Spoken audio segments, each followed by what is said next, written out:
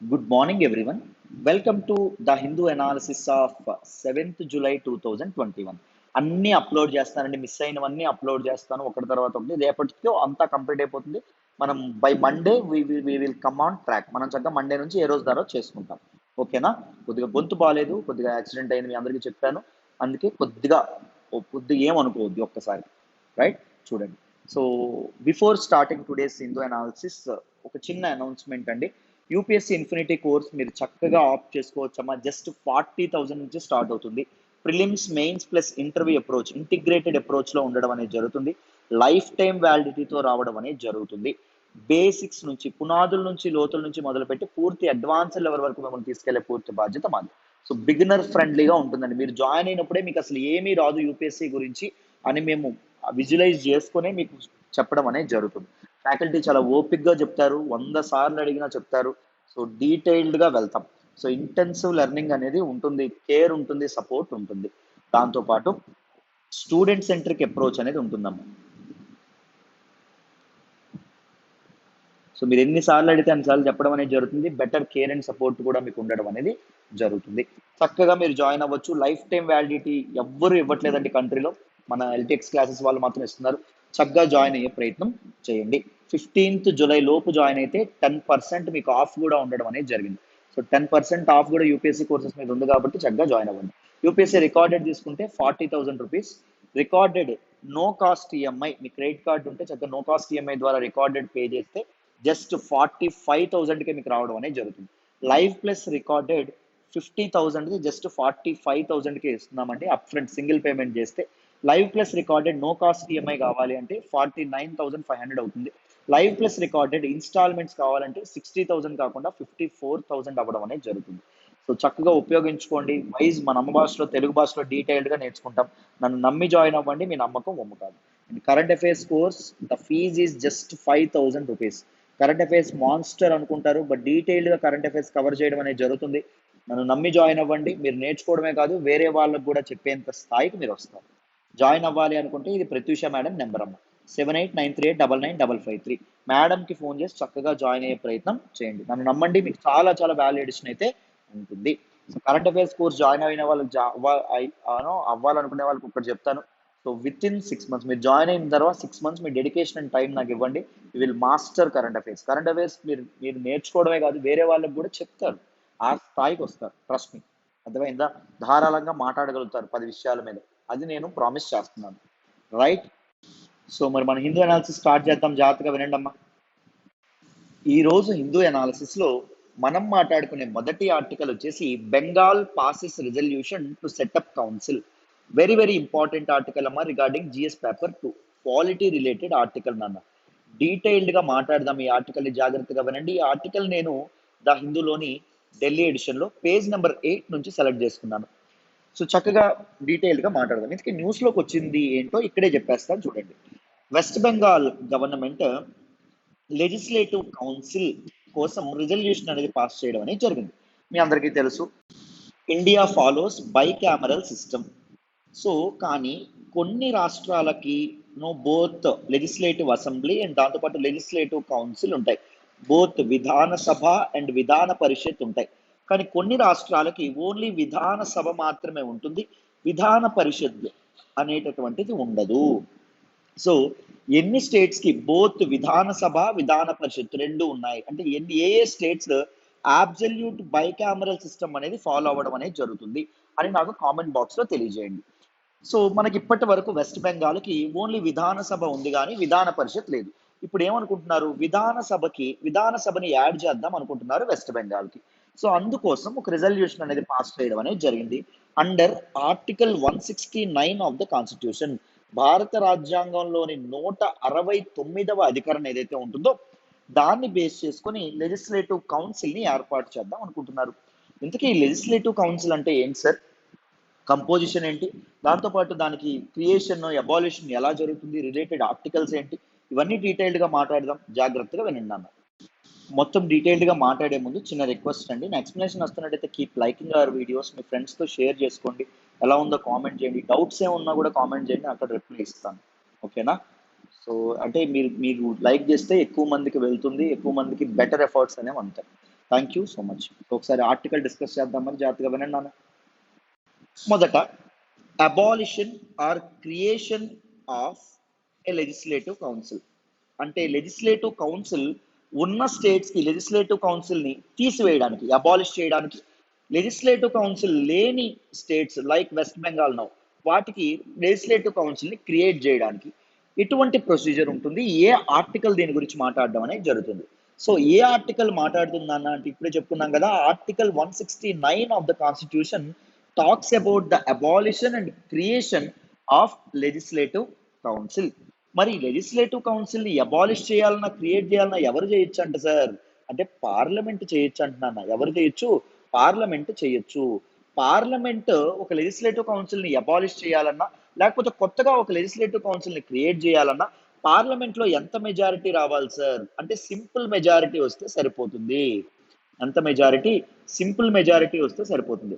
కానీ parliament voting వేసే ముందు ఒక ఒక ఒక క్లాజ్ అనేది ఉంది, ఒక మ్యాండేటెడ్ థింగ్ ఉంది. ఏంటి? దీనికంటే ముందే ఏం జరగాలి? స్టేట్ లెజిస్లేటివ్ అసెంబ్లీ ఏదైతే ఉంటుందో, స్టేట్ విధాన సభ ఏదైతే ఉంటుందో, విధాన సభలో లేకపోతే లెజిస్లేటివ్ అసెంబ్లీ అని కూడా అంటాం, అక్కడ స్పెషల్ మెజారిటీతో ఒక రిజల్యూషన్ అనేది పాస్ అవ్వాలి. ఎలా పాస్ అవ్వాలండి? స్పెషల్ మెజారిటీతో రిజల్యూషన్ అనేది పాస్ అవ్వాలి. పార్లమెంట్ లో సింపుల్ మెజారిటీతో పాస్ అయితే సరిపోతుంది. స్పెషల్ మెజారిటీ అంటే ఏంటి? The majority of the total membership of the assembly. First special majority అంటే రెండు ఉండాలి, రెండు క్లాజెస్ ఫుల్ఫిల్ అవ్వాలి. చూడండి ఇక్కడ జాగ్రత్తగా, మెజారిటీ ఆఫ్ టోటల్ మెంబర్షిప్ మొదట ఇది ఫుల్ఫిల్ అవ్వాలి. Second, majority of not less than 2/3 of the members of the assembly present and voting. So 2/3 of present plus voting. Suppose నేను ఒక ఎగ్జాంపుల్ చెప్తాను, జాగ్రత్తగా వినండి. ఒక లెజిస్లేటివ్ అసెంబ్లీలో సపోజ్ 200 మంది ఉన్నారు అనుకోండి. 200 మంది ఆ సభ్యుల తాలూకా మెంబర్షిప్ సంఖ్య 200 మంది అనుకోండి, సీట్ల సంఖ్య. ఆ 200 మందిలో ఫస్ట్ మినిమం 100 మంది దాటి అంటే 101 మంది తప్పకుండా ఎస్ చెప్పాలి. ఫస్ట్ ఎస్ చెప్పడమే కాదంట, ఇక్కడ రెండో చూడండి, 2/3 of present and voting. So ఆ రోజు అసెంబ్లీకి వచ్చిన వాళ్ళు ఎవరైతే ఉంటారో 200 మందిలో ఆ రోజు 150 మంది వచ్చారు అనుకోండి, అప్పుడు ఏం జరుగుతుంది? 2/3 ఇంటూ 150. ప్రెజెంట్ అండ్ ఓటింగ్ ఎవరు? ఓటింగ్ వేసే వాళ్ళు 150 మెంబర్స్ ఉన్నారు కదా, 50s అంటే మినిమం 100 మెంబర్స్ తప్పకుండా ఇది చేయాలి. అర్థమైందా? సపోజ్ ఆ రోజు ఓటింగ్ కి కేవలం 100 మందే వచ్చారనుకోండి, ఎక్కువ వద్దు 90 మందే వచ్చారనుకోండి, 60 మెంబర్స్ ఓటేస్తే సరిపోతుందా సార్ అంటే అవ్వదు. ఫస్ట్ది కూడా ఫుల్ఫిల్ అవ్వాలి. సింపుల్ మెజారిటీ, మనం majority of the total membership of the house fulfil అయిన తర్వాత ప్రెజెంట్ అండ్ ఓటింగ్ కూడా ఫుల్ఫిల్ అవ్వాలి. 2/3 ఆఫ్ ప్రెజెంట్ అండ్ ఓటింగ్ కూడా ఉండాలి అని చెప్పడం అనేది జరిగింది. సో వన్స్ స్పెషల్ మెజారిటీతో స్టేట్ విధాన సభలో లేదా లెజిస్లేటివ్ అసెంబ్లీలో మనకి ఇదైన తర్వాత, మనకి ఆ రిజల్యూషన్ అనేది పాస్ అయిన తర్వాత పార్లమెంట్ లో సింపుల్ మెజారిటీతో పాస్ అవ్వాలి. పార్లమెంట్ లో సింపుల్ మెజారిటీ అంటే ఏంటి? Majority of the present and voting. Suppose parliament లో మొత్తం ఒక 600 సీట్లు ఉన్నాయి అనుకోండి, 600 సీట్లలో మెజారిటీ ఒక సపోజ్ ఆ రోజు 400 మంది వచ్చారనుకోండి, 400 మందిలో సగం కంటే ఎక్కువ మంది ఆ రిజల్యూషన్ కి సపోర్ట్ గా ఓట్ వేయాలి. అంటే 200 మంది కంటే ఎక్కువ మంది, 201 మంది ఓట్ వేయాలి. సింపుల్ మెజారిటీ అని అర్థం. అర్థమైందా?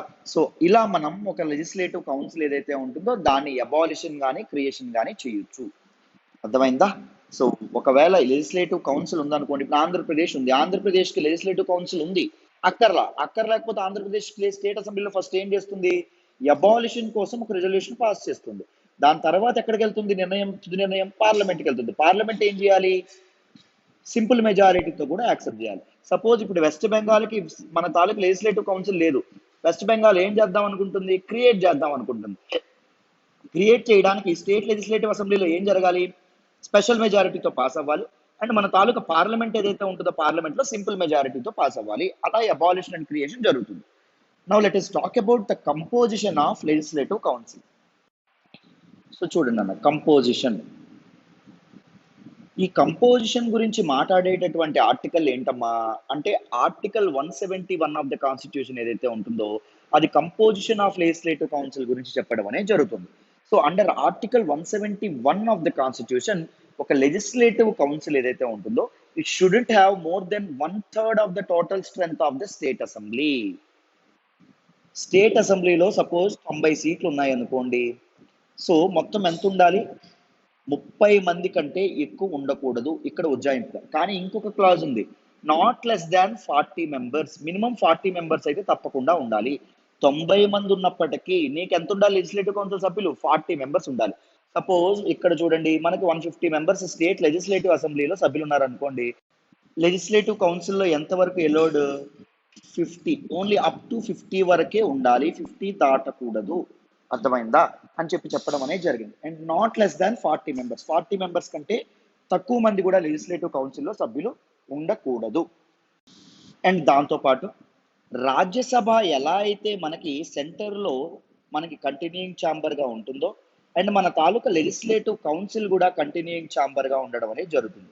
లెజిస్లేటివ్ కౌన్సిల్ని డిజాల్వ్ చేయడం అనేది కుదరదు. You can't dissolve A legislative council. Legislative అసెంబ్లీని డిజాల్వ్ చేయొచ్చు, అర్థమైందా? కానీ లెజిస్లేటివ్ కౌన్సిల్ని డిజాల్వ్ చేయడం అనేది జరగదు. Each MLC, member of legislative council ఎవరైతే ఉన్నారో ఆయన తాలూకు టెన్యూర్ ఎంతకాలం ఉంటుందమ్మా అంటే 6 years ఉంటుంది, with 1/3 of the members retiring every 2 years.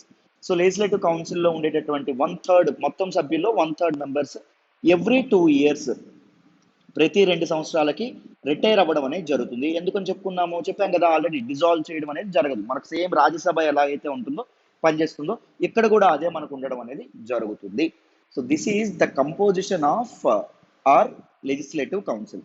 Now let us understand the manner of election of a legislative council. Legislative council యొక్క సభ్యులు ఎమ్మెల్సీలు ఎలా ఎన్నికవుతారండి చూద్దాం, చూడండి. సో ఏం మాట్లాడుకుంటున్నాం? Manner of election.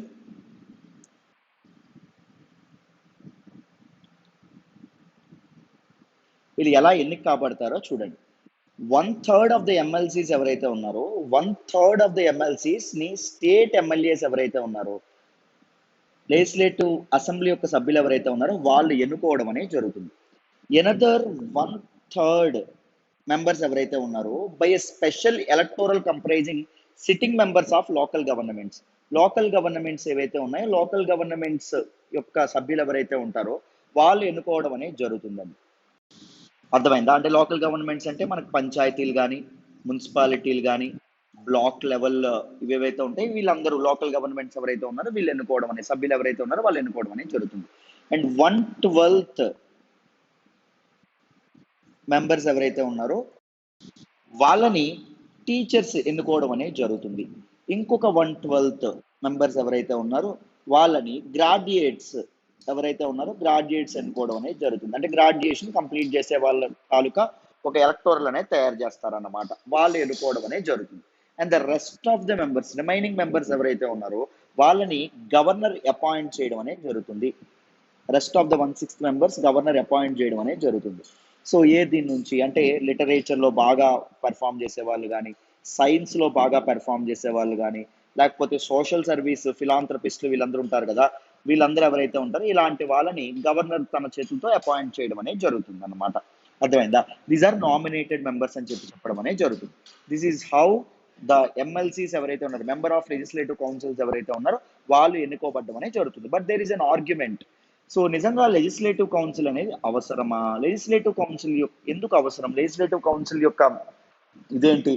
సో కొంతమంది ఏమంటారంటే లెజిస్లేటివ్ కౌన్సిల్ అవసరం ఎందుకు అంటే గవర్నమెంట్ రూలింగ్ క్లాస్ తీసుకున్నటువంటి హేస్టీ డెసిషన్స్ ఏవైతే ఉన్నాయో, హేస్టీ లాస్ ఏవైతే ఉన్నాయో వాటిని అడ్డుకట్ట వేయాలంటే మనకి లెజిస్లేటివ్ కౌన్సిల్ అనేది అవసరం అని కొంతమంది అంటారు. కొంతమంది లేదు అనవసరంగా లెజిస్లేషన్స్ ఏవైతే ఉన్నాయో అంటే చట్టాలు ఏవైతే ఉన్నాయో లెజిస్లేటివ్ ప్రొసీజర్ని ఇది బాగా లేట్ చేస్తాయి, సో అసలు అవసరం లేదు లెజిస్లేటివ్ కౌన్సిల్. దాంతోపాటు ఖర్చు కూడా, మరి ఎమ్మెల్సీలు ఉంటే ఎమ్మెల్సీలకు జీతాలు ఇవ్వాలి కదా, జీతభత్యాలనే పే చేయాలి కదా.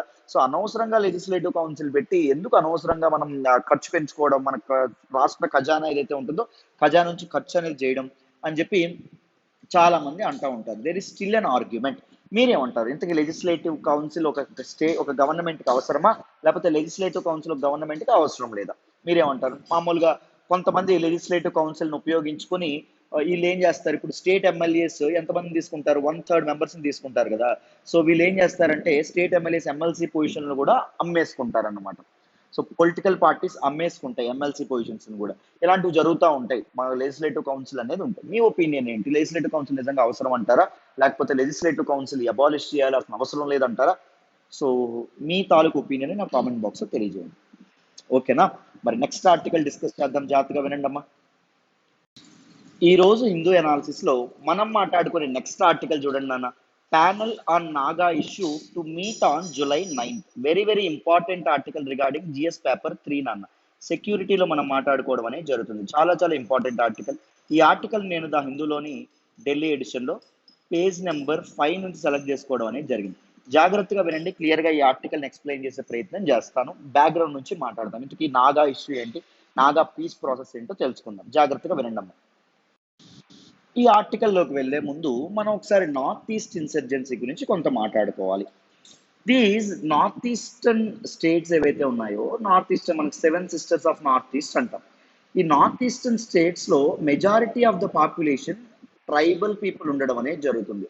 ట్రైబ్స్, వివిధ తెగలకు చెందిన వాళ్ళు ఉంటారు. వాళ్ళకంటూ ఓన్ కల్చర్ ఉంటుంది, వాళ్ళకంటూ ఓన్ పద్ధతులు ఉంటాయి. They will not assimilate with main land people ఎవరైతే ఉన్నారో వాళ్ళతో సరిగ్గా ఉండడం అనేది జరగదు. ముఖ్యంగా ఇప్పుడు ఈవెన్ మన కంట్రీ ఏదైతే ఉంటుందో, స్వతంత్రం రాకముందు ఇండియా అనేటటువంటి భావన ఉండేది కాదు. భారతదేశం ముక్కలు ముక్కలుగా ఉండేది, చిన్న చిన్న రాజ్యాలుగా ఉండడం అనేది జరిగింది. బట్ ఇప్పుడు మనందరం భారతీయులు అనేటటువంటి భావన, మనందరం ఒకే దేశానికి చెందిన వాళ్ళం అనేటటువంటి భావన మనకి ఇప్పుడు ఉండడం అనేది జరిగింది. But still these north eastern people ఎవరైతే ఉన్నారో, నార్త్ ఈస్టర్న్ ట్రైబల్ పీపుల్ ఎవరైతే ఉన్నారో, they are still not feeling like we are Indians అనే భావన కాస్త తక్కువ. ఎందుకు అంటే నేషనలిజం అనేటటువంటిది మన ఇండియన్ నేషనల్ మూమెంట్ లో భాగంగా నేషనలిజం ఏదైతే ఉంటుందో, నేషనలిజం ఎప్పుడైతే మన ఇండియాలో డెవలప్ అవ్వడం అనేది జరిగిందో, నేషనలిజం అంటే the feeling of belongingness to one nation, మేమంతా భారతీయులు అనేటటువంటి ఫీలింగ్. అది నార్త్ ఈస్ట్ కి వెళ్లకుండా బ్రిటిష్ వాళ్ళు ఎవరైతే ఉన్నారో, బ్రిటిష్ వాళ్ళు గట్టిగా అడ్డుకోవడం అనేది జరిగింది. దాంతో పాటు వాళ్ళ తాలూకా ఫిజికల్ ఫీచర్స్ కూడా మెయిన్లాండ్ పీపుల్ కి డిఫరెంట్ గా ఉండడం వల్ల వాళ్ళకు ఒక డిస్క్రిమినేషన్ ఇవన్నీ మన వాళ్ళు చూపించడం వల్ల, ఎప్పుడైనా మీరు చూడండి, నార్త్ ఈస్ట్ పీపుల్ ఎప్పుడైనా వచ్చారనుకోండి, మనం ఏంటి చైనీస్ వాళ్ళు అని పిలుస్తాం, నూడిల్స్ ఇలా ఇది చేస్తాం. అంతెందుకు, ఈవెన్ మనం ఎంత చదువుకున్నా మనకు రోడ్డు మీద నార్త్ ఈస్టర్న్ పీపుల్ ఎప్పుడైనా కనిపిస్తే ఒక క్షణం వాళ్ళని అలా ఆగి అలా చూసి ఇది చేస్తాం కదా.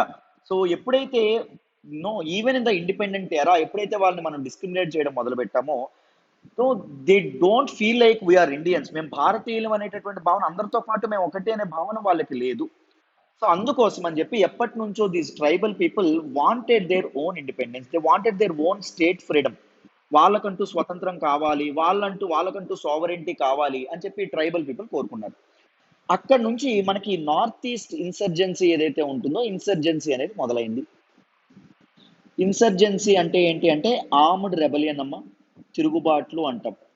సో నార్త్ ఈస్ట్ ఇన్సర్జెన్సీకి మెయిన్ కారణం ఎవరు అంటే బ్రిటిష్ వాళ్ళు. Because they excluded these north east people from mainland India for their own needs.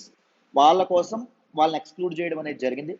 So ఈ నార్త్ ఈస్ట్ లో ఉండేటటువంటి ట్రైబల్ గ్రూప్స్, మిజోస్ కానీ నాగాస్ కానీ, వీళ్ళందరూ వాళ్ళకంటూ సెపరేట్ కంట్రీ కావాలి అని అడగడం మొదలు పెట్టారు. సో ఇక్కడ మనం దేని గురించి మాట్లాడుతున్నాం, నార్త్ ఈస్ట్ ఇన్సర్జీ గురించి సెపరేట్ వీడియో కావాలంటే నా కామెంట్ బాక్స్ లో తెలియజేయండి. ఒక సెపరేట్ గా ఒక సిరీస్ లా చేస్తాను. ఒక 5-6 వీడియోస్ వస్తాయి, 5-6 పార్ట్స్ డీటెయిల్డ్ గా మాట్లాడదాం. ఈ నార్త్ ఈస్ట్ ఇన్సర్జెన్సీలో దిస్ నాగా ఇష్యూ ఏదైతే ఉంటుందో, నాగా ఇష్యూ అనేది very very important issue. So ఈ నాగాస్ కి ఏం కావాలి, వాళ్ళకంటూ సెపరేట్ కంట్రీ కావాలి, వాళ్ళకంటూ సెపరేట్ కాన్స్టిట్యూషన్ కావాలి. సో ఏంటి ఆ కంట్రీ, ఇక్కడ మీకు పిక్చర్ లో కనిపిస్తున్నటువంటి ఈ పర్టికులర్ ఏరియా ఏదైతే ఉంటుందో, షేడెడ్ ఏరియా ఏదైతే ఉంటుందో అదంతా వాళ్ళని ఏమని పిలుచుకున్నారు, ముద్దు పేరు పెట్టుకున్నారంటే నాగాలిం అనేటటువంటి పేరు పెట్టుకున్నారు. సో ఈ నాగాలిం మాకు కావాలి అంటారు. ఎవరంటారు, మన తాలూకా నాగాస్ ఎవరైతే ఉంటారో నాగాస్. సో మేము ఇండియా నుంచి విడిపోతున్నాం అంటారు. సో ఈ నాగాలిం ప్రాంతం మీరు గమనిస్తే this not only comprises of India, but it also comprises of some parts in Myanmar. So ఇది ఇండియా కదా, ఇది మయన్మార్ కదమ్మా, ఇది బార్డర్ కదా. చూడండి, ఇండియాలో కొంత ప్రాంతాన్ని అండ్ ఈవెన్ మయన్మార్ లో కూడా కొంత ప్రాంతాన్ని వాళ్ళు నాగాలిం అంటున్నారు. ఇంతకీ ఈ నాగా ఇష్యూ అనేది ఎక్కడి నుంచి స్టార్ట్ అయింది, దీని క్రొనాలజీ తెలుసుకుందాం. జాగ్రత్తగా వినండి, కాన్సన్ట్రేషన్ పే చేయండి. ఒకసారి వింటే మర్చిపోరు, వేరే వాళ్ళకి కూడా చెప్తారు. ఓకేనా, జాగ్రత్తగా వినండి. So Naga issue, Naga hills ఏవైతే ఉన్నాయో they were not part of erstwhile British Raj. British ఇండియాలో పార్ట్ కాదండి. ఎప్పటి వరకు 1881 వరకు పార్ట్ కాదు. బట్ 1881లో ఈ నాగా హిల్స్ బ్రిటిష్ ఇండియాలో పార్ట్ అవ్వడం అనేది జరిగింది. బ్రిటిష్ వాళ్ళ అండర్లోకి రావడం అనేది జరిగింది. These British people for their own రా మెటీరియల్స్ కానీ, ఫర్ దర్ ఓన్ స్పైసెస్ కానీ, వీటన్నింటి కోసం దీస్ వాళ్ళు నివాసం ఉండేటటువంటి అడవులు ఏవైతే ఉన్నాయి, ఈ తెగల నివాసం ఉండేటటువంటి అడవులను ఎక్స్ప్లాయిట్ చేయడం అనేది మొదలుపెట్టారు.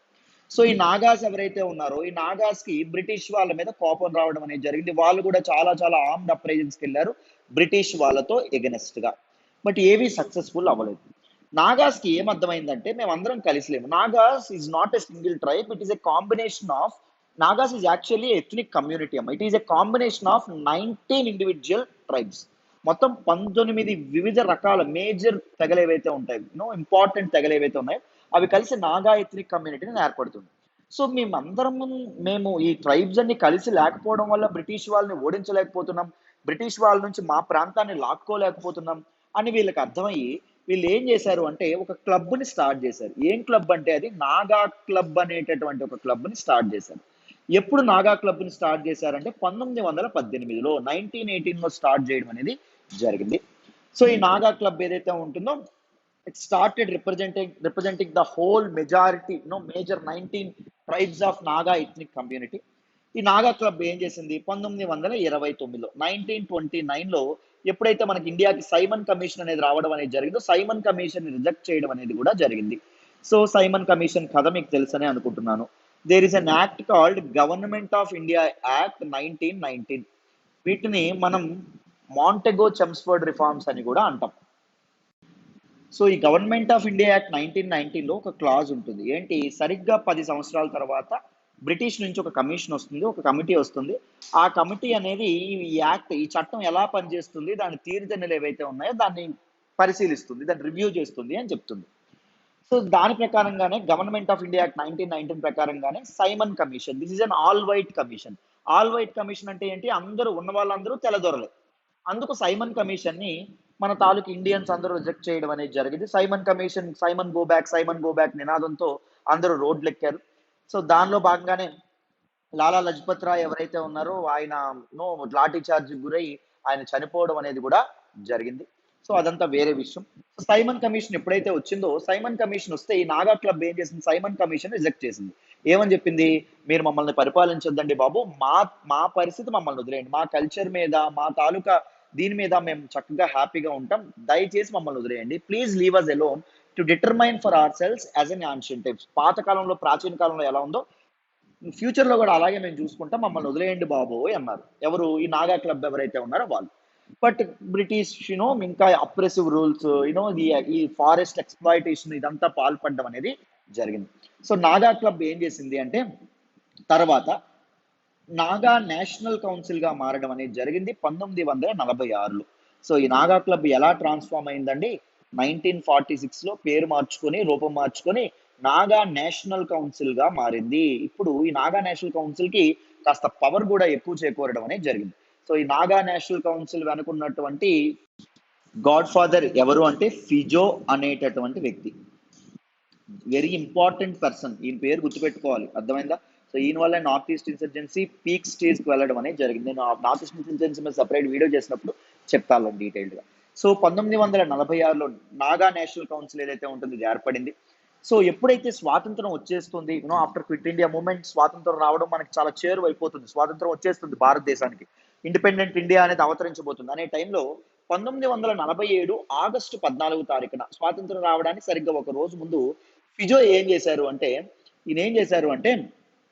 నాగాలాండ్ ఏదైతే ఉంటుందో దిస్ నాగాలాండ్ అనేది ఒక ఇండిపెండెంట్ స్టేట్ గా స్వతంత్ర భూమిగా ఈయన డిక్లేర్ చేయడం అనేది జరిగింది. Nagaland is independent no, it is a sovereign country అని చెప్పి ఆయన ఇది చేయడం అనేది జరిగింది. దాంతోపాటు ఆ ప్రాంతంలో రెఫరెండం కూడా కండక్ట్ చేశారు, ఎవరికి తెలియని రెఫరెండం అది. సో సీక్రెట్ రెఫరెండం అనేది కండక్ట్ చేయడం అనేది జరిగింది. దానిలో ఏం జరిగిందంటే 99.9% ఆఫ్ నాగా పీపుల్ ఎవరైతే ఉన్నారో వీళ్ళందరూ నాగాలాండ్ ఇండిపెండెంట్ కంట్రీగా ఉండాలని కోరుకుంటున్నారు, they don't want to join India అని చెప్పి ఈయన చెప్పడం అనేది జరిగింది. ది వాంట్ సావరెన్ నాగాలాండ్ అని చెప్పి వాళ్ళు కోరుకుంటున్నారని చెప్పి 1951లో ఒక రెఫరెండం కూడా కండక్ట్ చేశారు. బట్ గవర్నమెంట్ ఆఫ్ ఇండియా దేన్ని అక్నాలెడ్జ్ చేయలేదు. Nagaland is still a part of India, ముందు బ్రిటిష్ ఇండియాలో ఎలా అయితే ఈ నాగా హిల్స్ పార్టో ఇప్పుడు కూడా పార్ట్ అని చెప్పి బ్రిటిష్ మన తాలూకా ఇండియా ఏదైతే ఉంటుందో ఇండియన్ గవర్నమెంట్ అప్పటి గవర్నమెంట్ అనుకునేదండి. సో 1952లో ఈ ఫిజో ఏం చేశారు, అక్కడితో ఆగకుండా ఒక అండర్ గ్రౌండ్ గవర్నమెంట్ ఏదైతే ఉంటుందో ఆయనకంటూ ఒక సెపరేట్ గవర్నమెంట్, దాంతో పాటు ఒక నాగా ఫెడరల్ ఆర్మీ అనేటటువంటి ఒక ఆర్మీని కూడా ఆయన సృష్టించడం అనేది జరిగింది. So this is under ground గా ఆపరేట్ అవ్వడం అనేది జరుగుతుంది. పన్నులు వేస్తుంది, దాంతో పాటు రూల్ చేస్తుంది, ఇవన్నీ చేయడం అనేది జరుగుతుంది. సో గవర్నమెంట్ కి ఇది చాలా చిరాకు వచ్చింది. సో అంటే you are undermining the sovereignty of India, భారతదేశ సుప్రమసీని నువ్వు అండర్మైన్ చేస్తున్నావు. సో గవర్నమెంట్ ఆఫ్ ఇండియా ఏం చేసింది, ఆర్మీని పంపించింది. ఎవరి మీదకి ఆర్మీని పంపించింది, ఈ నాగా పీపుల్ ఎవరైతే నాగా అండర్ గ్రౌండ్ గవర్నమెంట్ ఏదైతే ఉంటుందో దాని మీదకి, ఈ నాగా నేషనల్ కౌన్సిల్ ఏదైతే ఉంటుందో దాని మీదకి పంపించడం అనేది జరిగింది. ఆ ఇన్సర్జెన్సీని మొత్తం ఆర్మీ క్రష్ చేయడం అనేది జరిగింది. దాని తర్వాత మనకి arm forces special powers act ఏదైతే ఉంటుందో ఆఫ్స్పా యాక్ట్ అని ఉంటుంది. ఇప్పటికీ ఆఫ్స్పా నాగాలాండ్ లో కంటిన్యూ అవుతుంది, మీ అందరికీ తెలుసని అనుకుంటున్నాను. ఆఫ్స్పా యాక్ట్ కూడా 1958లో ఎనాక్ట్ చేయడం అనేది జరిగింది. అర్థమైందా? అయితే ఇక్కడ చూడండి. సో మొత్తానికి మన ఇండియన్ గవర్నమెంట్ ఏదైతే ఉంటుందో ఇండియన్ గవర్నమెంట్ ఈ నాగా నేషనలిస్ట్ కౌన్సిల్ కి కన్విన్స్ చేస్తుంది. సో ఇన్సర్జెన్సీ ఆపండి అని చెప్పి చాలా స్టేట్ హుడ్ ఇచ్చింది, చాలా చాలా పనులు డెవలప్మెంట్ యాక్టివిటీస్ అన్ని ఏర్పాటు చేయడం అనేది జరిగింది. బట్ ఎంతకీ ఒప్పుకోవట్ల. మొత్తానికి 1975లో దిస్ నాగా నేషనల్ కౌన్సిల్ ఎవరైతే ఉంటుందో ఎన్ఎన్సి ఏదైతే ఉంటుందో what they did, they made treaty with government of India. Government of ఇండియాతో ఒక ట్రీటీ చేసుకున్నారు. దాన్నే మనం ఏమంటాము అంటే షిల్లాంగ్ అకార్డ్ అని చెప్పి అనడం అనేది జరుగుతుంది. ఓకే, మేము ఇన్సర్జెన్సీ ఆపేస్తాము అని చెప్పి చెప్పడం అనేది జరిగిందమ్మా. సో ఈ నాగా నేషనలిస్ట్ కౌన్సిల్ ఇన్సర్జెన్సీ ఆపేస్తామని చెప్పడం అనేది అందులో అక్కడ పనిచేస్తున్నటువంటి ఇద్దరు సోల్డియర్స్ కి నచ్చలేదు. ఎవరికి నచ్చలేదు, ఇసాక్ మువయా అండ్ దాంతో పాటు కెప్లాంగ్ కి నచ్చలేదు. అండ్ దీస్ పీపుల్ ఏం చేశారు, సో నాగా నేషనలిస్ట్ కౌన్సిల్ బదులు అది నిజంగా పనికిరాని దద్దమ్మ, గవర్నమెంట్ ఆఫ్ ఇండియాతో పీస్ చేసుకున్న నాగా నేషనలిస్ట్ కౌన్సిల్, సో మన ఇద్దరం కలిసి ఏం చేద్దాము అంటే nationalist socialist council of Nagaland అనే దాన్ని మనం ఏర్పాటు చేద్దాం అనుకున్నారు. ఇద్దరు కలిపి చక్కగా nationalist socialist council of Nagaland ని ఏర్పాటు చేశారండి.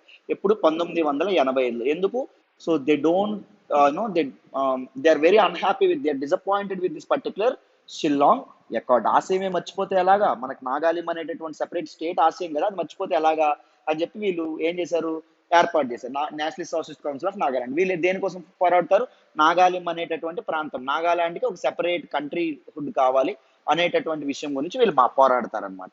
సో సేమ్ ఎన్ఎన్సీ ఎలా పనిచేస్తుందో వీళ్ళు అలాగే పనిచేస్తారు. So national socialist council of Nagaland ఏదైతే ఉంటుందో సరిగ్గా 8 సంవత్సరాల తర్వాత 1988 తర్వాత ఆ ఇద్దరు వ్యక్తులకి విభేదాలు వచ్చి NSCN nationalist socialist council of Nagaland Isak Muivah, nationalist socialist council of Nagaland Khaplang గా విడిపోవడం అనేది జరిగింది. సో ఇసాక్ మొవయా పాపం 2016లో ఆయన చనిపోయారు. సో 2017లో కెప్లాంగ్ ఎవరైతే ఉన్నారో ఆయన చనిపోవడం అనేది జరిగింది. సో వీళ్ళిద్దరూ ఇంకా ఇంకా ఈ నాగా ఇదేదైతే ఉంటుందో అది కంటిన్యూ చేస్తున్నారండి. సో ఈ రెండు గ్రూప్స్ ఏవైతే ఉన్నాయో ఈ రెండు గ్రూప్స్ ఇప్పటి వరకు కంటిన్యూ చేయడం అనేది జరుగుతుంది. ఏంటి, ఈ ఇన్సర్జెన్సీ యాక్టివిటీస్ ఏవైతే ఉన్నాయో అవి తిరుగుబాట్లు చేస్తూ ఉన్నారు సెపరేట్ నాగాలిం కంట్రీ కోసం. So this particular national socialist council of Khaplang ఏదైతే ఉంటుందో ఇది ఆల్మోస్ట్ వీక్ స్టేజ్కి వెళ్ళిపోయింది, ఇంకా అది ఆపరేట్ అవ్వట్లేదు. బట్ ఇసాక్ మొవయా మాత్రం ఆపరేట్ అవుతుంది. బట్ దీస్ పీపుల్ 2015లో నరేంద్ర మోడీ గారి గవర్నమెంట్ వచ్చిన తర్వాత నాగా పీస్ అకార్డ్ అనే సైన్ చేయడం అనేది జరిగింది. పీస్ ప్రాసెస్ కోసం నాగా పీస్ అకార్డ్ ఏదైతే ఉంటుందో సైన్ చేయడం అనేది జరిగింది. ఎవరెవరి మధ్య జరిగింది, గవర్నమెంట్ ఆఫ్ ఇండియాకి అండ్ ఎన్ఎస్సి అండ్ ఐఎం ఏదైతే ఉంటుందో వారిద్దరి మధ్య. It is claimed to be historic achievement అని చెప్పి చెప్తారు, ఇది ఒక చారిత్రాత్మకమైనటువంటి ఒప్పందం సో అని చెప్పి చెప్పడం అనేది జరుగుతుంది. బట్ ఇంకా ఫైనల్ టాక్స్ ఏవైతే ఉన్నాయో అవి ఇంకా నడుస్తూ ఉండడం అనేది జరిగింది. సో ఆ టాక్స్ నే మనం నాగా పీస్ టాక్స్ అంటాం. సో ఇప్పటి వరకు మీకు బ్యాక్గ్రౌండ్ అర్థమైందని అనుకుంటున్నాను. మరి న్యూస్ లోకి ఏమొచ్చింది, సో కంప్లీట్ గా అర్థమైందని ఒకసారి టూకీగా చెప్పేస్తాను చూడండి. నాగా హిల్స్ అనేవి 1881లో బ్రిటిష్ ఇండియాలో భాగం అవ్వడం అనేది జరిగింది. తర్వాత నాగా పీపుల్ ఎవరైతే ఉన్నారో బ్రిటిష్ వాళ్ళతో పోరాడుతూ ఉన్నారు, బట్ సక్సెస్ఫుల్ అవ్వలేదు. సో అందరూ కలిపి పోరాడితే బాగుంటుంది అని చెప్పి నాగా క్లబ్ ని 1918లో స్టార్ట్ చేశారు. సో ఈ Naga club Simon commission reject చేసింది, దాంతో పాటు మాకు వదిలేయండి అని చెప్పి సైమన్ కమిషన్ అడగడం కూడా జరిగింది. సో 1946లో నాగా నేషనలిస్ట్ కౌన్సిల్ ఏదైతే ఉంటుందో అది ఫిజో తాలూకు అధ్యక్షతను మొదలవ్వడం అనేది జరిగింది. దిస్ నాగా నేషనలిస్ట్ కౌన్సిల్ ఏదైతే ఉంటుందో నాగా నేషనలిస్ట్ కౌన్సిల్ సరిగ్గా స్వాతంత్రానికి ఒక రోజు ముందు August 14, 1947లో ఏం చెప్పింది, Nagaland is an independent country అని చెప్పి చెప్పడం అనేది జరిగింది. 1951లో ఒక రెఫరెండం కూడా కండక్ట్ చేసింది. ఒక ఫెడరల్ గవర్నమెంట్, ఒక under ground government and under ground army ఏదైతే ఉంటుందో ఆర్మీని కూడా ఏర్పాటు చేసుకున్నారు. బట్ ఆర్మీ సహాయంతో గవర్నమెంట్ ఆఫ్ ఇండియా ఆ తాలూకు ఇన్సర్జెన్సీని క్రష్ చేయడం అనేది జరిగింది. సో 1975లో ఈ నాగా నేషనలిస్ట్ కౌన్సిల్ ఏదైతే ఉంటుందో Naga nationalist council Shillong accord అనేది చేసుకోవడం అనేది జరుగుతుంది గవర్నమెంట్ ఆఫ్ ఇండియాతో. They decided to give up arms. వాళ్ళ ఆశయాన్ని పక్కన పెట్టేద్దాం అనుకుంటారు, గవర్నమెంట్ శాంతి ఒప్పందం చేసుకుందాం అనుకుంటారు. సో ఈ షిల్లాంగ్ అకార్డ్ నచ్చినటువంటి ఇద్దరు వ్యక్తులు ఇసాక్ మోవయా అండ్ కెప్లాంగ్ కలిసి nationalist socialist council of Nagaland 1980లో ఎస్టాబ్లిష్ చేస్తారు. సో సరిగ్గా 8 సంవత్సరాల తర్వాత ఈ national socialist council of Nagaland మళ్ళీ రెండుగా విడిపోతుంది. ఎందుకు? ఇసాక్ మొబయా అండ్ కెప్లాంగ్ మధ్య ఐడియాలజికల్ డిఫరెన్సెస్ రావడం వల్ల ఎన్ఎస్సిఎన్ ఐఎం ఎన్ఎస్సిఎన్ కే గా విడిపోతుంది. ఎన్ఎస్సిఎన్ ఐఎం ఏదైతే ఉంటుందో ఇది ఇంకా ఆపరేషనలైజ్ గా ఉండడం అనేది జరిగింది. 2015లో గవర్నమెంట్ ఆఫ్ ఇండియాతో నాగా పీస్ అకార్డ్ అనేది చేసుకోవడం అనేది జరుగుతుంది. So it is an historical achievement అని చెప్పి మనకు చెప్పడం అనేది జరుగుతుంది. సో ఇది బ్యాక్గ్రౌండ్. మరి ఇప్పుడు న్యూస్లోకి ఏమొచ్చిందో మాట్లాడదాం, వినండి. సో ఎంతకీ నాగా పీస్ టాక్స్ న్యూస్లోకి ఏమొచ్చిందో చెప్తున్నాను.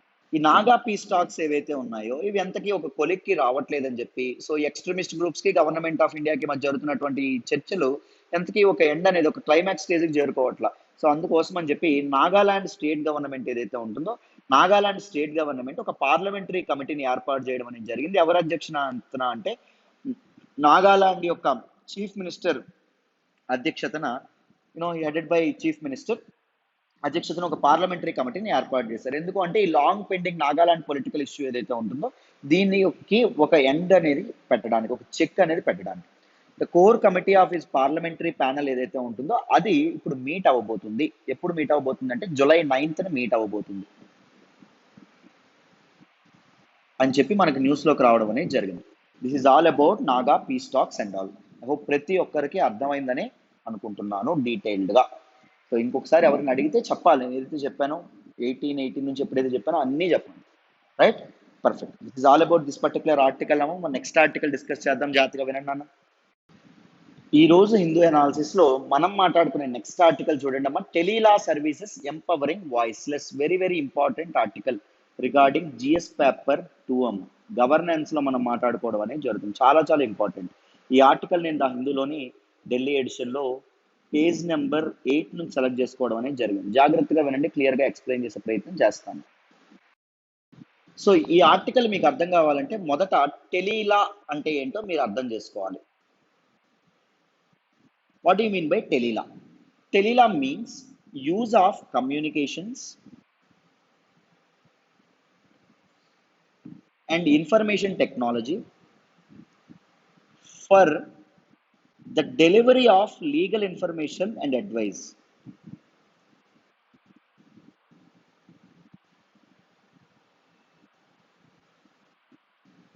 చాలా మంది తమ రైట్స్ తెలియక లేకపోతే లీగల్ అడ్వైస్ అనేది దొరక్క చాలా చాలా ఇబ్బంది పడతా ఉంటారు. వాళ్ళకి సరైన న్యాయం అనేది అందదు. సో మనకి జస్టిస్ అనేది ఇంక్లూజివ్గా ఉండాలి, ప్రతి ఒక్కరికి అందాలి.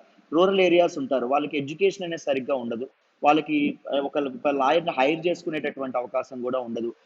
చాలా ఇబ్బందులు పడతా ఉంటారు. సో అలాంటి వాళ్ళ కోసం సో మన తాలూకా డిపార్ట్మెంట్ ఆఫ్ జస్టిస్ ఏదైతే ఉంటుందో they came up with initiative Tele-Law scheme అనేటటువంటి ఒక స్కీమ్ని తీసుకురావడం అనేది జరిగింది. అంటే ఏం జరుగుతుంది అంటే there will be a panel of lawyers. ఒక ప్యానెల్ ఆఫ్ లాయర్స్ ఉంటారండి. సో ఈ ప్యానెల్ ఆఫ్ లాయర్స్తో నువ్వు వీడియో కాన్ఫరెన్స్ ద్వారా నీకు లీగల్ అడ్వైస్ కావాలనుకో, నువ్వు దేని ద్వారా వీడియో కాన్ఫరెన్సింగ్ ఏదైతే ఉంటుందో వీడియో కాన్ఫరెన్స్ లేకపోతే టెలిఫోన్స్ ఏవైతే ఉన్నాయో టెలిఫోన్స్ ద్వారా కానీ అదర్ ఫెసిలిటీస్ ద్వారా లాయర్స్ ఎవరైతే ఉన్నారో వాళ్ళ దగ్గర నుంచి అడ్వైస్ తీసుకోవడం, దీన్నే మనం టెలీలా స్కీమ్ అని చెప్పడం అనేది జరుగుతుంది. ప్రజెంట్ ఈ టెలీలా స్కీమ్ ఏదైతే ఉంటుందో this program is operational in 633 districts అని చెప్పడం అనేది జరిగింది. మొత్తం 633 జిల్లాల్లో ఈ టెలీలా సర్వీసెస్ ఏవైతే ఉన్నాయో ఇవి ఆపరేట్ అవ్వడం అనేది జరుగుతుందంట. అర్థమైందా? So through this particular initiative the department of justice, ఎవరు చెప్పారని చెప్పాను గుర్తుందా? డిపార్ట్మెంట్ ఆఫ్ జస్టిస్ అండ్ దాంతోపాటు నాల్సా, దాంతోపాటు common service centre, e governance service India limited.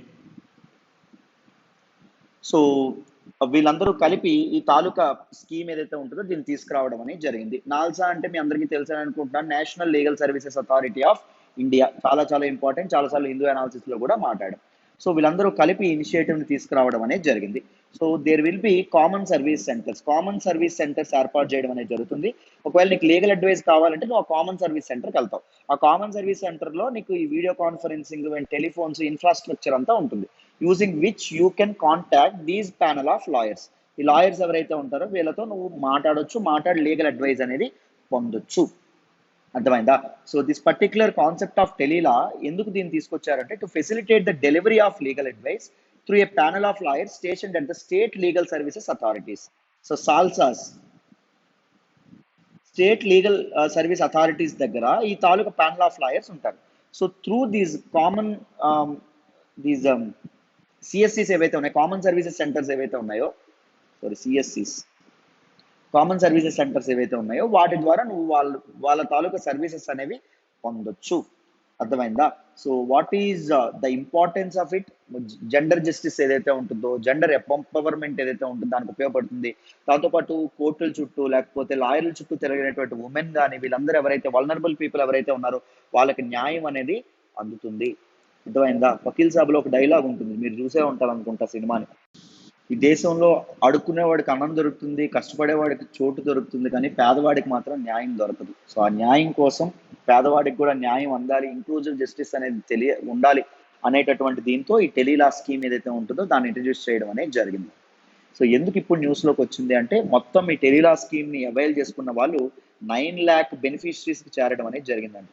9 లక్షల మంది లబ్ధిదారులకి ఈ తాలూకా టెలీలా స్కీమ్ యొక్క సేవలు అనేవి అందుతున్నాయి అని చెప్పి ఒక ఈవెంట్ అనేది సెలబ్రేట్ చేస్తున్నారు. సో అందుకు ఇది న్యూస్లోకి రావడం అనేది జరిగింది. చాలా చాలా ఇంపార్టెంట్. అర్థమైందా? సో అందరికీ ఈ పర్టికులర్ ఆర్టికల్ కూడా అర్థమైందని అనుకుంటున్నారు. మరి నెక్స్ట్ ఆర్టికల్ డిస్కస్ చేద్దాం, జాగ్రత్తగా వినండి అన్న. ఈ రోజు హిందూ అనాలిసిస్లో మనం మాట్లాడుకునే నెక్స్ట్ ఆర్టికల్ వచ్చేసి super censorship, MPs panel grills ministry. Very very important article regarding GS paper 2 governance లో మనం మాట్లాడుకోవడం అనేది జరుగుతుంది.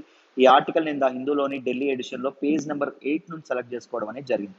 జాగ్రత్తగా వినండి, క్లియర్ గా ఎక్స్ప్లెయిన్ చేసే ప్రయత్నం చేస్తాను.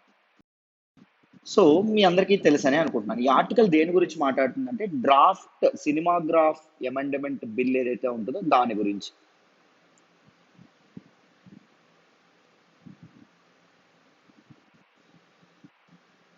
Amendment bill 2021. సో దీని ఒక డ్రాఫ్ట్ ఏదైతే ఉంటుందో అది పబ్లిక్ డొమైన్లో ఉంచారు. పీపుల్కి వాళ్ళ తాలూకా సజెషన్స్ కోసం పబ్లిక్ డొమైన్లో ఉంచడం అనేది జరిగింది. సో ఈ బిల్ గురించి మీ అందరికీ రీసెంట్గా మనం మాట్లాడుకున్నాం హిందూ అనాలిసిస్లో, మీకు తెలుసని అనుకుంటున్నాను. సో చూడండి ఏం జరిగిందో చెప్తాను, మొత్తం బ్యాక్గ్రౌండ్ నుంచి మాట్లాడదాం. అయితే ministry of information and broadcasting వాళ్ళు ఎవరైతే ఉన్నారో, ministry of information and broadcasting, they came up with this particular draft cinematograph amendment bill of 2021. So ఈ బిల్ అనేది ఓవర్ సెన్సర్షిప్ చేస్తుంది, సూపర్ సెన్సర్షిప్ చేస్తుంది అని చెప్పి standing committee on information and technology ఏదైతే ఉంటుందో అది స్టాండింగ్ కమిటీ క్వశ్చన్ చేయడం అనేది జరిగింది. సో ఈ బిల్లో ఉండేటటువంటి ప్రొవిజన్స్ ఏవైతే ఉన్నాయో దాని స్టాండింగ్ కమిటీ ఏం చేసింది, క్వశ్చన్ చేసింది. ఎవరిని క్వశ్చన్ చేసింది? Ministry of information and broadcasting. ఏ ఉద్దేశంతో దీన్ని తీసుకొచ్చారు అని చెప్పడం అనేది జరిగింది. సో ఇంతకీ ఈ draft cinematograph amendment bill 2020 Kamal Haasan, దాంతోపాటు చాలా మంది సినీ డైరెక్టర్స్ కానీ హీరోస్ కానీ వీళ్ళందరూ ఈ చట్టాన్ని క్రిటిసైజ్ చేయడం అనేది జరిగింది. సో ఈ డ్రాఫ్ట్ సినిమాటోగ్రాఫ్ బిల్ 2021 ఏం చేస్తుంది? It proposes amendments aimed at tackling the menace of piracy. So దేని ఏంటో దీన్ని తీసుకొచ్చారంటే పైరసీ ఏదైతే ఉంటుందో పైరసీని ట్యాకిల్ చేయడానికి కొన్ని ప్రొవిజన్స్ తీసుకొచ్చారు. And also introduces some changes with respect to the process of certification. So మనకి ఫిల్మ్ సర్టిఫికేషన్ అనేది జరుగుతుంది. ఏ ఫిల్మ్ అయినా ఎయిర్ అయ్యే ముందు ఏం చేస్తారు? ఫిల్మ్ సర్టిఫికేషన్ అనేది చేస్తారు. ఈ సర్టిఫికేషన్ విషయంలో కూడా కొన్ని మార్పులు అనేవి తీసుకురావడం అనేది జరుగుతుంది. ఫిల్మ్ సర్టిఫికేషన్ని ఏ సెక్షన్ అనేది హ్యాండిల్ చేస్తుంది? సెక్షన్ 5B క్లాజ్ 1 ఏదైతే ఉంటుందో అది ఫిల్మ్ సర్టిఫికేషన్ గురించి చెప్తుంది. ఇది ఏం చెప్తుంది అంటే ఒకవేళ కంట్రీ యొక్క ఇంటిగ్రిటీ కానీ, కంట్రీ యొక్క సెక్యూరిటీ కానీ, కంట్రీ యొక్క రిలేషన్స్ కానీ, ఫారెన్ రిలేషన్స్ కానీ, పబ్లిక్ ఆర్డర్ కానీ భంగం కలిగించేటటువంటి సీన్లు ఏ సినిమాలో ఉన్నా ఆ సినిమా అనేది పబ్లిక్ లోకి వెళ్ళడానికి అది it is prohibited for public exhibition అని చెప్పడం అనేది జరుగుతుంది. సో గవర్నమెంట్ దీనికి రివిజనరీ పవర్స్ అనేవి యాడ్ చేయడం అనేది జరిగింది. గవర్నమెంట్ ఏం చెప్తుందో చూడండి ఇక్కడ జాగ్రత్తగా. ఒకసారి సర్టిఫికేట్ ఇచ్చిన తర్వాత, ఒకసారి ఒక ఫిలిం సర్టిఫికేట్ ఇచ్చారనుకోండి, సో పబ్లిక్ లో ఎగ్జిబిట్ అవుతుంది అనుకోండి. తర్వాత గవర్నమెంట్ ఒకవేళ ఆ తాలూకా సినిమా కంట్రీ యొక్క నేషనల్ ఇంటిగ్రిటీకి, సెక్యూరిటీకి, పబ్లిక్ ఆర్డర్కి, లేకపోతే డిఫమేషన్, వితౌట్ డీసెన్సీ మొరాలిటీ ఏ విషయంలో అయినా ఇబ్బంది పెట్టేటట్టుంటే government it may ask the censorship board ఏదైతే ఉంటుందో, central board of film certification, CBFC censor board ఏదైతే ఉంటుందో, ఈ సెన్సార్ బోర్డుకి మళ్ళీ ఒక్కసారి రీకన్సిడర్ చేయండి అని అడగొచ్చు. సర్టిఫికేషన్ వెనక్కి తీసుకోండి, రీసర్టిఫై చేయండి ఫిల్మ్ని అని కూడా అడగొచ్చు. దాన్ని సమ్ ప్రామినెంట్ ఫిల్మ్ మేకర్స్ ఎవరైతే ఉన్నారో వాళ్ళు చాలా క్రిటిసైజ్ చేయడం అనేది జరిగింది. So this particular provision in draft cinematograph bill 2021 ఏదైతే ఉంటుందో, it allows the government to order recertification of films already certified by CBFC. CBFC already certify చేసినటువంటి ఫిలిమ్స్ ని మళ్ళీ రీసర్టిఫై చేయండి, ఇంకొకసారి చూడండి అని గవర్నమెంట్ అడగొచ్చు. ఆ అధికారాన్ని ఈ తాలూకా డ్రాఫ్ట్ సినిమాటోగ్రాఫ్ బిల్ అనేది ప్రొవైడ్ చేస్తుంది అన్నమాట. సో ఎందుకు అన్నెసరీగా పవర్ అనేది కాన్సన్ట్రేట్ చేయడం అనేది జరుగుతుంది. దాంతోపాటు why they are restricting freedom of speech and freedom of expression. దీనివల్ల ఏం జరుగుతుంది అంటే, ఏ చిన్న వ్యక్తుల మనోభావాలు దెబ్బతిన్న సినిమా ఆగిపోవాల్సి వస్తుంది. సినిమా ఆగిపోతే ప్రొడ్యూసర్లు నష్టపోతారు. సినిమా పరిశ్రమ తాలూకా ఎగ్జిస్టెన్స్, అస్తిత్వానికి క్వశ్చన్ మార్క్ ఏర్పడేటటువంటి అవకాశం ఉంటుంది. So why government is using its arbitrary powers ఎందుకు అలా యూజ్ చేయడం అనేది జరుగుతుంది అని చెప్పి చాలా క్రిటిసైజ్ చేయడం అనేది జరిగింది. ఎవరు? Standing committee. ఎవరిని? Ministry of information and broadcasting ఏదైతే ఉంటుందో దాన్ని. డీటెయిల్డ్గా క్లియర్గా అర్థమైందని అనుకుంటున్నాను ఏవైతే చెప్పానో అది. Right. So this is all about this particular article. So మరి నెక్స్ట్ ఆర్టికల్ డిస్కస్ చేద్దాం, జాగ్రత్తగా వినండి అన్న. ఈ రోజు హిందూ అనాలిసిస్ లో మనం మాట్లాడుకునే నెక్స్ట్ ఆర్టికల్ చూడండి అమ్మా. Ethiopia resumes filling disputed dam. Very very important article regarding GS paper 2 international relations లో మనం మాట్లాడుకోవడం అనేది జరుగుతుంది. ఈ ఆర్టికల్ నేను హిందూలోని ఢిల్లీ ఎడిషన్ లో పేజ్ నెంబర్ 12 నుంచి సెలెక్ట్ చేసుకోవడం అనేది జరిగిందండి. జాగ్రత్తగా వినండి, క్లియర్గా ఈ ఆర్టికల్ని ఎక్స్ప్లెయిన్ చేద్దాం, మీకు ఈజీగా అర్థమవుతుంది. సో ఈ పిక్చర్ చూడండి అమ్మా, మీకు డీటెయిల్డ్గా చెప్తాను. మనం నైల్ రివర్ గురించి తెలుసుకోవాలి. మీ అందరికీ తెలుసు అనుకుంటున్నాను, Nile river is the longest river in the world. ప్రపంచంలోనే లాంగెస్ట్ రివర్ ఏంటి? Nile river. Second longest river and third longest river ఏంటో నా కామెంట్ బాక్స్లో తెలియజేయండి, ఎంతవరకు కరెక్ట్గా చెప్తారో చూద్దాం. అండ్ నైల్ రివర్ ఏదైతే ఉంటుందో, నైల్ రివర్ ఎక్కడ ఆరిజిన్ అవుతుందంటే చాలా మంది లేక్ విక్టోరియా అనుకుంటారు, కానీ లేక్ విక్టోరియా కాదు. లేక్ విక్టోరియా నుంచి ఆరిజినేట్ అయ్యేటటువంటిది వైట్ నైల్ అంటాం. ఏమంటాము? వైట్ నైల్ అని చెప్పడం అనేది జరుగుతుంది. సో ఇక్కడ మనకి లేక్ తానా అని ఒకటి కనిపిస్తూ ఉంది. ఇదిగోండి, ఇది ఇథియోపియా. ఇది మన హార్న్ ఆఫ్ ఆఫ్రికన్ రీజియన్ అంటామండి. Horn of African region comprises of 4 nations. ఆ నేషన్స్ ఎలా గుర్తుపెట్టుకోవచ్చు? సీడ్గా గుర్తుపెట్టుకోవచ్చు. సొమాలియా, ఇథియోపియా, ఎరిత్రియా, జిబౌతి, మొత్తం 4 నేషన్స్. సో ఇందులో ఇథియోపియా చూడండి, ఇథియోపియాలో లేక్ తానా ఉందా? లేక్ తానా నుంచి ఇక్కడ ఒక చిన్న పాయలాగా ఒకటి మొదలవుతుంది. అదేంటి అంటే బ్లూ నైల్ అని చెప్పడం అనేది జరుగుతుంది. సో వైట్ నైల్ చూడండి, ఇలా ఇలా వస్తుంది. ఇక్కడ చూడండి, వైట్ నైల్ ఇది ఇలా పాస్ అవుతుంది. బ్లూ నైల్ ఏదైతే ఉంటుందో ఇలా పాస్ అవుతుంది. ఈ రెండు ఎక్కడ కలుసుకుంటాయి? ఖార్తామ్, సూడాన్ క్యాపిటల్ అయినటువంటి ఖార్తామ్ అనేటటువంటి ప్లేస్ లో కలుసుకోవడం అనేది జరుగుతుంది. అనేటటువంటి సిటీ దగ్గర కలుసుకోవడం అనేది జరుగుతుంది. కలుసుకుని అది నైల్ గా ప్రవహించడం అనేది జరుగుతుంది. అర్థమైందా? ఇది నైల్ రివర్ తాలూకా ఇది. సో నైల్ రివర్ తర్వాత సూడాన్, ఈజిప్ట్ వీటి గుండా పాస్ అవ్వడం అనేది జరుగుతుంది. సో ఇప్పుడు న్యూస్లోకి ఏమొచ్చింది అంటే, ఇథియోపియన్ గవర్నమెంట్ ఎప్పటి నుంచో ఒక ప్రతిష్టాత్మకమైనటువంటి డ్యామ్ కడదామని అనుకుంటుంది. ఇథియోపియన్ ఎయిర్లైన్స్ చాలా famous. So Ethiopia is an ambitious nation. ఇప్పుడు ఎప్పుడైతే మనకి ప్రజెంట్ ఉన్నటువంటి ప్రైమ్ మినిస్టర్ రావడం అనేది జరిగిందో, అబయ్ అహ్మద్ ఎప్పుడైతే వచ్చారో అప్పటి నుంచి ఇథియోపియా ఇంకా ఆఫ్రికాలోనే ఒక స్ట్రాంగెస్ట్ హోల్డ్ సంపాదించుకోవడానికి ప్రయత్నించడం అనేది జరుగుతుంది. బట్ రీసెంట్గా ట్రిగ్గర్ అయినటువంటి దిస్ పర్టిక్యులర్ టిగ్రే క్రైసిస్ ఏదైతే ఉంటుందో, టిగ్రే క్రైసిస్ వల్ల సో కంట్రీ మళ్ళీ ఒక ఇబ్బందికరమైనటువంటి ఫేజ్లో, టిగ్రే క్రైసిస్ అనేది మొదలైంది. అప్పటి నుంచి ఒక ఇబ్బందికరమైన ఫేజ్లో ఉందన్నమాట. అర్థమైందా? సో మన తాలూకా గ్రాండ్ ఇథియోపియన్ రెనెసా డ్యామ్ అనేటటువంటిది బ్లూ నైల్ మీద ఇథియోపియా కట్టాలనుకుంటుంది. సో ఎక్కడ? ఇదిగోండి, ఇక్కడ కట్టాలనుకుంటుంది. బ్లూ నైల్ మీద grand Ethiopian renaissance dam. It is a mega dam on the upper blue Nile. So blue Nile ఏదైతే ఉంటుందో బ్లూ నైల్ మీద కడదాం అనుకుంటుంది. సో ఒకవేళ కంప్లీట్ అయితే దిస్ డ్యామ్ ఏదైతే ఉందో it is set to be Africa's largest hydro electric project. ఒకవేళ కంప్లీట్ అయితే ఆఫ్రికాలోనే అతిపెద్ద హైడ్రో ఎలక్ట్రిక్ ప్రాజెక్ట్గా ఈ ప్రాజెక్ట్ ఏదైతే ఉంటుందో, ఈ డ్యామ్ ఏదైతే ఉంటుందో అది అవతరించడం అనేది జరుగుతుంది. ఆ ప్రాజెక్ట్ పేరేంటి, చాలా చాలా ఇంపార్టెంట్, గుర్తుపెట్టుకోండి. ఇక్కడ రాస్తున్నాను, grand Ethiopian renaissance dam. So this particular dam. So మరి ఏం జరుగుతుంది, అయితే ఈ ప్రాజెక్ట్ కంప్లీట్ చేద్దామని ఇథియోపియా అనుకుంటే ఆల్ ద అదర్ నేషన్స్ ఏవైతే అంటే ఈజిప్ట్, సూడాన్, నైల్ నది ప్రవహించేటటువంటి ప్రాంతాలు ఏవైతే ఉన్నాయో ఇవన్నీ ఏం చెప్తున్నాయి, ఆ ప్రాజెక్ట్ అర్జెంట్ గా కాల్ ఆఫ్ చేయాలి, ఆ ప్రాజెక్ట్ ని ఆపేయాలి అని చెప్తున్నాయి. అర్థమైందా? ఎందుకు అంటే ఆ ప్రాజెక్ట్ ఒకవేళ కంప్లీట్ అయిపోతే వాళ్ళకి వాటర్ దొరకదేమో, వాటర్ యాక్సెస్ అనేది ఉండదేమో అని చెప్పి వాళ్ళు కంగారు పడ్డం అనేది జరుగుతుంది. దానివల్ల సో ఆల్ దీస్ నేషన్స్ మధ్య మన తాలూకు ఈజిప్ట్, సూడాను, దాంతోపాటు ఇథియోపియా మధ్య ఒక డిప్లొమాటిక్ స్టాండ్ ఆఫ్ ఉందన్నమాట. అంటే సత్సంబంధాలు సరిగ్గా లేకపోయినటువంటి పరిస్థితి ఏర్పడడం అనేది జరిగింది. నేను మొన్న ఏపీ తెలంగాణ వాటర్ క్రైసిస్ గురించి ఒకటి చెప్పేటప్పుడు చెప్పాను నేను. సో మన తాలూకా వరల్డ్ బ్యాంక్ చీఫ్ ఒక మాట అంటారు, ఏంటి అంటే ద వార్స్ ఆఫ్ 21st సెంచరీలో జరిగేటటువంటి యుద్ధాలన్నీ వాటర్ మీద జరుగుతాయి. 20th సెంచరీ జరిగినటువంటి యుద్ధాలు, ప్రపంచ యుద్ధాలు ఇవన్నీ ఏవైతే ఉన్నాయో అవన్నీ ఆయిల్ కోసం జరిగినాయి. చమురు చమురు నిల్వలు ఏవైతే ఆయిల్ రిజర్వ్స్ కోసం జరిగినాయి. 21st సెంచరీ వాటర్ కోసం జరుగుతాయి చూడండి అని చెప్పి ఆయన చెప్పడం అనేది జరిగింది. సో వాటర్ అనేది ఇప్పుడు అంత ఇంపార్టెంట్. సో అలా చాలా క్రైసిస్, చాలా దేశాల మధ్య, ఈవెన్ ఇండియా చైనా మధ్య వాటర్ క్రైసిస్ ఉంది. దాంతోపాటు చైనాకి అదర్ ఏషియన్ నేషన్స్ ఏవైతే ఉన్నాయో వాటి మధ్య వాటర్ క్రైసిస్ అనేది ఉండడం అనేది జరిగింది. ఇలా చాలా చాలా water crisis is a major conflict. అర్థమైందా? So this is all about this particular article. అందరికీ ఈ ఆర్టికల్ కూడా అర్థమైందనే అనుకుంటున్నాను. మరి నెక్స్ట్ ఆర్టికల్ డిస్కస్ చేద్దామని అన్న, జాగ్రత్తగా వినండి. ఈ రోజు హిందూ అనాలిసిస్ లో మనం మాట్లాడుకునే నెక్స్ట్ ఆర్టికల్ చూడండి, tender for 10 counter drone systems floated. Very very important article regarding GS paper 3 అమ్మ. సైన్స్ అండ్ టెక్నాలజీలో మనం మాట్లాడుకుంటాం, జిఎస్ పేపర్ 3 సెక్యూరిటీలో కూడా మనం మాట్లాడుకుంటాం. చాలా చాలా ఇంపార్టెంట్, డిఫెన్స్ లో కూడా మనం మాట్లాడుకుంటాం.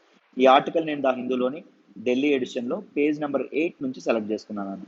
జాగ్రత్తగా వినండి, ఇక్కడే చెప్పేస్తాం. ఏం లేదు, మనకు రీసెంట్ గా ఏం జరిగింది, మన తాలూకు జమ్మూ అండ్ కాశ్మీర్లో రజౌలి అనేటటువంటి ప్రాంతం, అంటే బార్డర్ కి సరిగ్గా 14 కిలోమీటర్ల దూరంలో ఉండేటటువంటి ప్రాంతంలో ఉన్న ఇండియన్ ఎయిర్ ఫోర్స్ బేస్ ఏదైతే ఉంటుందో దాని మీద డ్రోన్ అటాక్ అనేది జరగడం అనేది జరిగింది.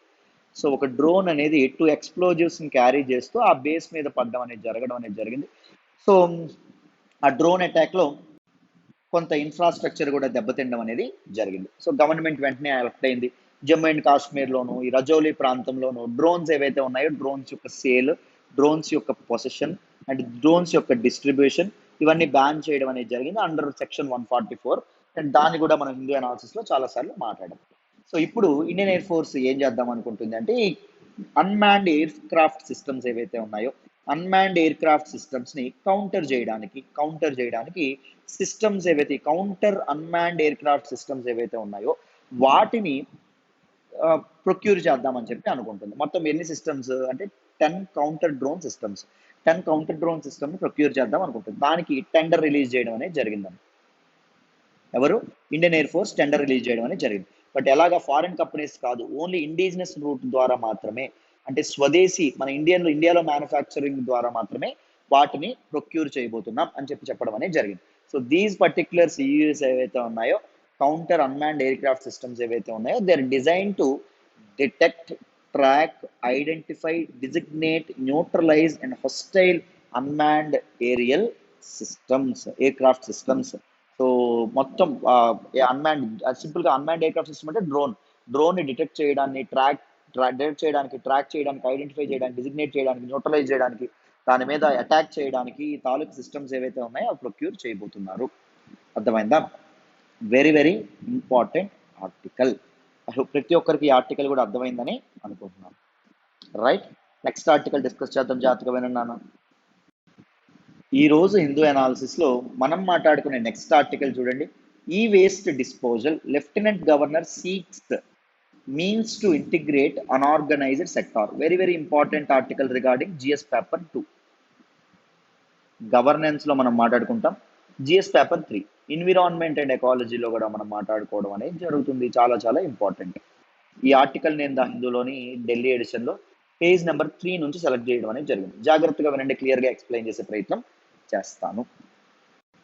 సో మొదట న్యూస్లోకి ఏమొచ్చింది అంటే, ఢిల్లీ యొక్క లెఫ్టినెంట్ గవర్నర్ ఎవరైతే ఉన్నారో తెలుసు కదా మీ అందరికీ, Delhi is an union territory. So Delhi యొక్క లెఫ్టినెంట్ గవర్నర్ ఎవరైతే ఉన్నారో ఈ recently chaired review meeting related to ఈ waste management in the city. So ఢిల్లీలో ఈ వేస్ట్ మేనేజ్మెంట్ అనేది ఎలా జరుగుతుంది, waste management is present 21st century యొక్క మెయిన్ హెడ్ల్ అండి. వేస్ట్ మేనేజ్ చేయడం ఎలా జరుగుతుంది అనేటటువంటి విషయం మీద ఒక చర్చించడానికి ఒక ఒక మీటింగ్ అనేది ఆయన కండక్ట్ చేయడం అనేది జరిగింది. అర్థమైందా? సో ఎలక్ట్రానిక్ వేస్టేజ్ ఏదైతే ఉంటుందో ఎలక్ట్రానిక్ వేస్టేజ్ని ఎలా మేనేజ్ చేయాలి, సో దీనికోసం మనం scientific, efficient, environmentally safe disposal mechanisms ఏవైతే ఉన్నాయో వాటిని అలవాటు చేసుకోవాలి. ఈ వేస్ట్ ప్రాసెసింగ్ యూనిట్స్ ఏవైతే ఉన్నాయో దీస్ ఈ వేస్ట్ ప్రాసెసింగ్ యూనిట్స్ని కూడా మనం ఎస్టాబ్లిష్ చేయగలగాలి. ఈ వేస్ట్ ప్రాసెసింగ్ యూనిట్స్ని సిటీలో వేరు ప్రాంతాల్లో ఎస్టాబ్లిష్ చేయడం వల్ల ఈ వేస్ట్ మేనేజ్మెంట్ అనేది బెటర్గా జరగడం కూడా జరుగుతుంది. ఏంటి ఈ వేస్ట్ ప్రాసెసింగ్, ఇవన్నీ మీకు మెయిన్స్కి ఉపయోగపడతాయండి. మెయిన్స్లో క్వశ్చన్ రావచ్చు, అందుకే చెప్తున్నాను, ఈ ఆర్టికల్ని సెలెక్ట్ చేసుకున్నాను. దాంతోపాటు ఈ అన్ఆర్గనైజ్డ్ సెక్టార్ ఏదైతే ఉంటుందో, అంటే చెత్త వేరుకునే వాళ్ళు వీళ్ళందరూ ఉంటారు కదా, వాళ్ళని కూడా ఈ వేస్ట్ మేనేజ్మెంట్లో భాగస్వాములను చేయాలి. ఈ అన్ఆర్గనైజ్డ్ సెక్టార్ని కూడా ఈ వేస్ట్ మేనేజ్మెంట్లో ఇంక్లూడ్ చేయాలి. లైక్ ట్రెడిషనల్ కబాడీ వాలాస్ అంటే చెత్త ఏరుకునే వాళ్ళు, ర్యాక్ పికర్స్, అదర్ ప్లాస్టిక్ వీటన్నిటిని ఏరుకునే వాళ్ళు, అండ్ ఎన్జిఓస్ ఏవైతే ఉన్నాయో ఎన్జిఓస్ యొక్క హెల్ప్ కూడా తప్పకుండా తీసుకోవాలి ఇన్ ఈ వేస్ట్ కలెక్షన్ అండ్ ప్రాసెసింగ్. దానిలో ఇది చేయాలి. And different stake holders, different ministries, దాంతోపాటు డిఫరెంట్ స్టేక్ హోల్డర్స్ మధ్య క్లోజ్ కోఆర్డినేషన్ కూడా మెయింటైన్ చేయడం ద్వారా మనం బెటర్ ఈ వేస్ట్ మేనేజ్మెంట్ని అచీవ్ చేయగలం అని చెప్పి మనకి ఆర్టికల్లో చెప్పడం అనేది జరిగింది. సో ఆర్టికల్ హిందూలో వచ్చింది. సో మీకు ఈ పాయింట్స్ ఉపయోగపడతాయని చెప్పి నేను సెలెక్ట్ చేసుకోవడం అనేది జరిగింది. అర్థమైందా? So this is all about today's Hindu analysis అమ్మ. కంప్లీట్గా అందరికీ ఈరోజు హిందూ అనాలిసిస్ అర్థమైందని అనుకుంటున్నాను. చాలా కొత్త విషయాలు నేర్చుకున్నారని అనుకుంటున్నాను. ఎక్స్ప్లెనేషన్ వస్తున్నట్టయితే కీప్ లైకింగ్ అవర్ వీడియోస్ అండి. మీ ఫ్రెండ్స్తో షేర్ చేసుకోండి, ఎలా ఉందో కామెంట్ చేయండి. Thank you so much for all the support so far అమ్మ. Thank you so much. ఓకేనా? మళ్ళీ రేపటి హిందూ అనాలిసిస్లో కలుద్దాం. బాయ్ నాన్న.